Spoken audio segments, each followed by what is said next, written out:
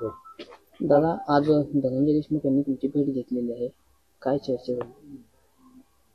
शेवटी काय असतं बघा, झालेला आघात, झालेलं दुःख हे सहन होण्याच्या पलीकडचं आहे. शेवटी ज्याला त्यालाच कळतं आपला भावाचा जीव गेल्यावर वेदना काय असते. बोलणं, दाटमुटीची काळजी केल्यासारखं हा भाग वेगळा असतो. ते दुःख वेदना त्यांना शब्दात व्यक्त करताच येत नाही. त्यांना कुठं मनच लागत नाहीये त्यांचं की या जगात भाऊ दिसत नाही. आणि शेवटी न्याय द्यायला सरकार उशीर करत आहे. आरोपी सापडायला 25-25, 30-30 दिवस लागायला लागले. शेवटी घालमेले एवढा मोठा दुःखाचा डोंगर कोसळलाय आणि घालमेल प्रचंड आहे. जीवन असून सुद्धा नसल्यासारखं झालेलं आहे त्या परिवारावरती. आणि हाच आघात सगळ्या मराठा समाजावरती, या राज्यातल्या जनतेवरती झाले. कारण इतकी क्रूर हत्या आतापर्यंत झालेलीच नाही. त्यामुळं ते चर्चेसाठी आलेत. आणखीन आम्ही चर्चा केली नाही. त्यांचं काय म्हणणं आहे काय नाही मी पूर्ण ऐकून घेणार आहे. माझा समाजालाही त्यांच्या भावना सगळ्या सांगणार आहे. आता आमची चर्चा झाल्याच्या नंतर आम्ही तुमच्याशी सविस्तर सांगू काय विषय काय नाही. त्यांना आता त्यांचा घरावरती एवढा दुःखाचा डोंगर कोसळलाय, त्यांच्या अश्रू अनावर होत नाहीत. लय अवघड परिस्थिती होती. शब्दात सांगणं खूप अवघड आहे. असं कधीच करायला नको होतं त्यांनी ते केलेलं. हे पाऊल त्यांनी उचलायलाच नको होतं. एवढी मोठा अपराध त्यांच्या हातातून झालेला आहे. त्यामुळे याच्यात कोणी सुटणार नाही. आम्ही सोडणार नाही कोणालाच, माझी बात सोडणार नाही. म्हणजे खून करणारे आरोपी असोत, त्यांना पाठबळ देणारे असोत, त्यांना बळ देणारे असोत, त्यांना लपून ठेवायसाठी मदत करणारे असोत, यांना कोणाला सोडणार नाही. सरकारनं कोणकोणत्या दवाखान्यात येईल, कोणकोणत्या मित्राकडे जातो, कोणकोणत्या हॉटेलवर जातो, राज्यातल्या सगळ्या क्षेत्रात आणि क्षेत्राला सरकारने गृह मंत्रालयाने सांगून ठेवायला पाहिजे होतं. दिसला की कळवा.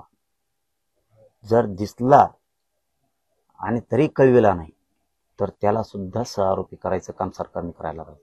आरोपी कसं काय लागत नाही. प्रत्येकाला त्यांनी सांगायला पाहिजे राज्यातल्या की आरोपींना लपून ठेवू नका. आणि जर तुमच्या कोणाकडे असेल तर तो पोलिसांना कळवा, आमच्याकडे आहे म्हणून, किंवा अमुक अमुक ठिकाणी आरोपी म्हणून. हे आव्हान गृह मंत्रालयाने करायला पाहिजे. तसे तातडीचे आदेश गृह मंत्रालयाने काढले पाहिजेत की आरोपी आणि आरोपीला पाठबळ देणारे यांचे पत्ते सांगा. आणि जर कदाचित काही दिवसांना पोलिसांच्या आरोपी हाती लागले तर लपून ठेवणारे, मग ते हॉस्पिटलवाले असो, ते हॉटेलवाले असो, ते एखादे फार्म हाऊसवाले असो, किंवा एखादे मित्र असो, किंवा एखादा गावकरी असो, किंवा तो सामान्य माणूस असो, याला सुद्धा आम्ही सहआरोपी करून जेलमध्ये टाकू, असे कडक आदेश गृह मंत्रालयाने राज्यात द्यायला पाहिजे. सगळ्या क्षेत्रात सगळ्या लोकांसाठी, पण आरोपी लपून ठेवणाऱ्यांसाठी हे पाऊल उचलणं गृह मंत्रालयाचं खूप गरजेचं आहे. आम्ही तर काय सोडणार नाही. हा मराठा समाज आणि राज्यातली जनता देशमुख कुटुंबियांच्या पाठीशी ठामपणाने, सरकारने बेमानी दगाफटका जरी केला तरी हा समाज सरकारला वठणीला आणि संतोषबाईला न्याय द्यायची क्षमता आणि ताकद या जनतेत आहे. त्यामुळे कुटुंबाला आता आधाराची गरज आहे समाजाची. समाजाने त्यांना आधार द्यावा. सगळे त्यांच्या पाठीशी आहेत. आणि आम्ही देशमुख भाईला पण सांगितलं की आम्ही सगळे पाठीशी आहेत, तुम्ही काही काळजी करू नका. शेवटी सरकार जनता आहे. हे आपल्या भावाचा खुनाचा बदला घ्यायसाठी आपली मराठा समाज सक्षम आहे. तुम्ही काळजी करू नका. त्यांच्या समर्थनार्थ राज्यात ठिकठिकाणी ग्रामपंचायती बंद ठेवण्याचा निर्धार केला आहे, काय सांगा? कुणाच्या? संतोष देशमुखांच्या हत्येआधी त्यानंतर अनेक ठिकाणी ग्रामपंचायती आता बंद ठेवण्याचा निर्णय घेण्यात आला. मी पुन्हा पुन्हा तेच सांगतो की देशमुख कुटुंबीय एकटे नाही, हीच आधार देणं गरजेचं आहे. जसं की तुम्ही ग्रामपंचायतीचा विषय काढला, समाज खरोखरच पाठीशी. समाज सरकार किती दिवसात करते बघायला लागले. आणि एकदा जर समाजाला वाटलं सरकार दिशाभूल करतंय, गोड गोड बोलतंय आणि दिखाऊपणा करायला लागले, त्या दिवशी हे राज्य तुम्हाला बंद पडलेलं दिसेल. हो, हे राज्य त्या दिवशी बंद पडलेलं दिसेल. पूर्ण सुट्टी नाही.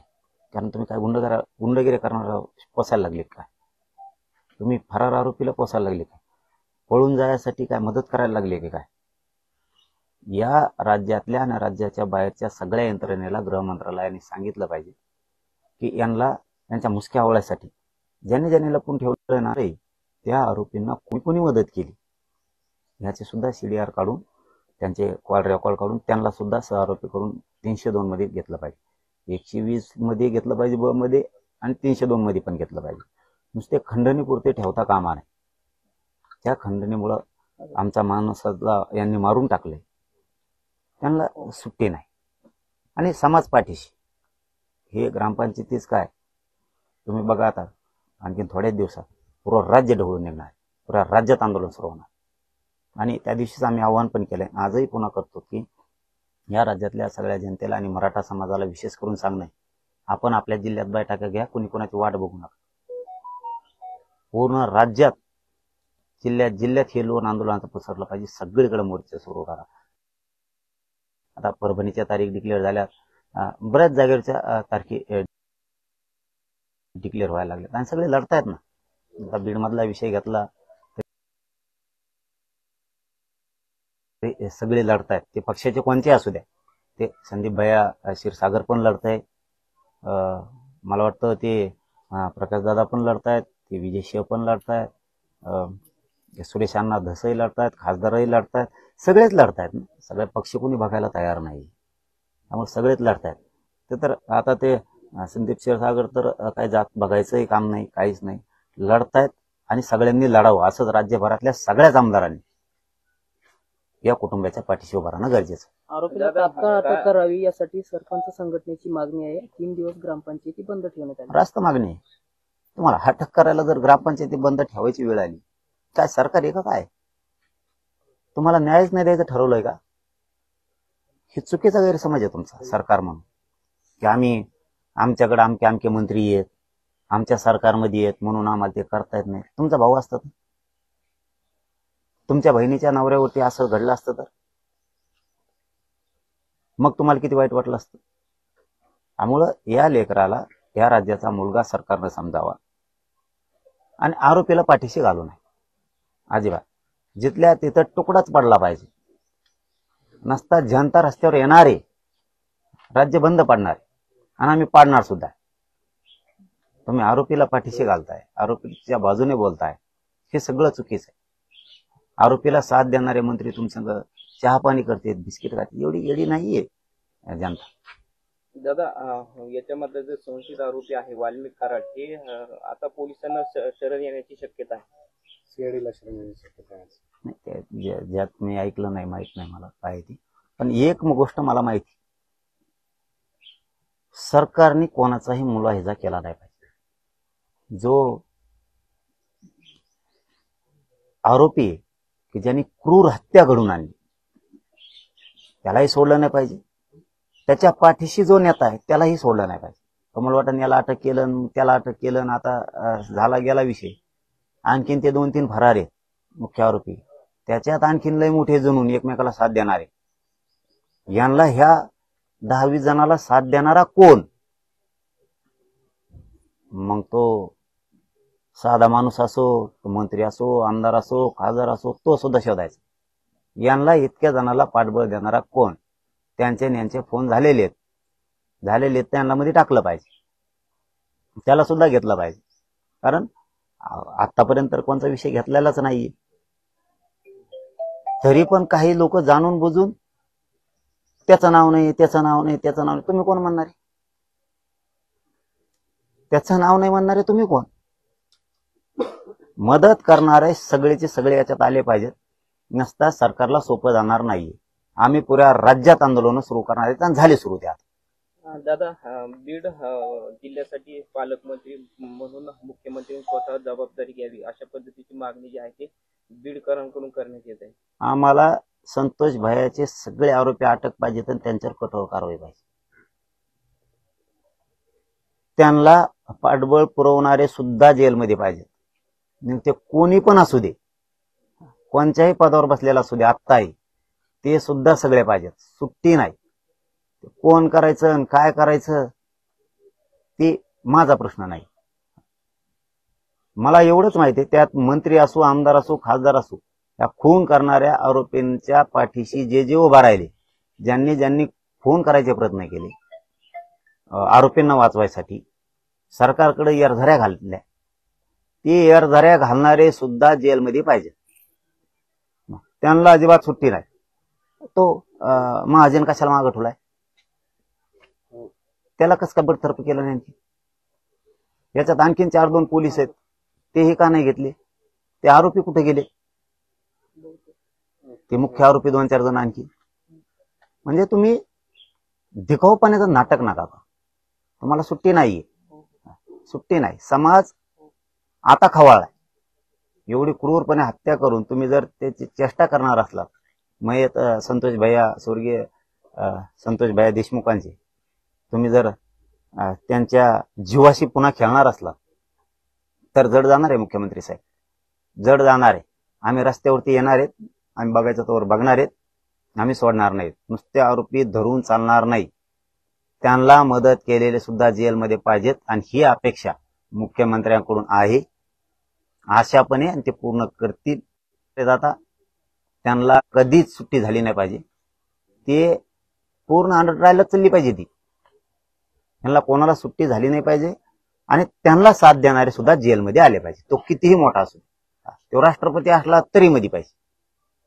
नसता राज्य बंद पडणार आहे. संतोष भैया, काल तुमची एक मिनिट ती माईक लाव. अरे खाली बसून लेपल पण अरे भाऊ लेपल लाव. किती टाकू?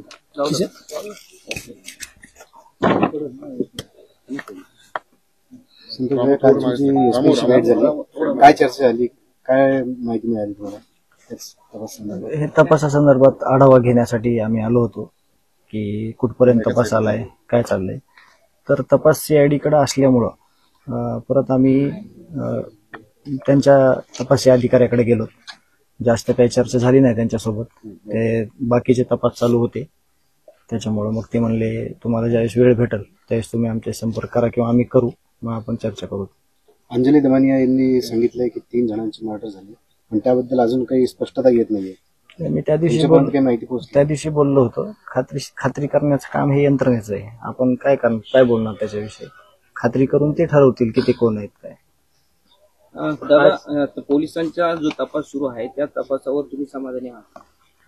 अजून तपास संपलेला नाही ना, तपास चालू आहे. आणि आता वाट बघतोय आम्ही 1-1 तासाची, 1-1 मिनिटाची की काय होतंय. आम्हाला अपेक्षा आहे की सर्व आरोपी अटक होऊन त्यांना शिक्षेसाठी म्हणजे शिक्षा व्हायला पाहिजे, आम्हाला न्याय भेटायला पाहिजे. त्या भूमिकेत आम्ही आहोत.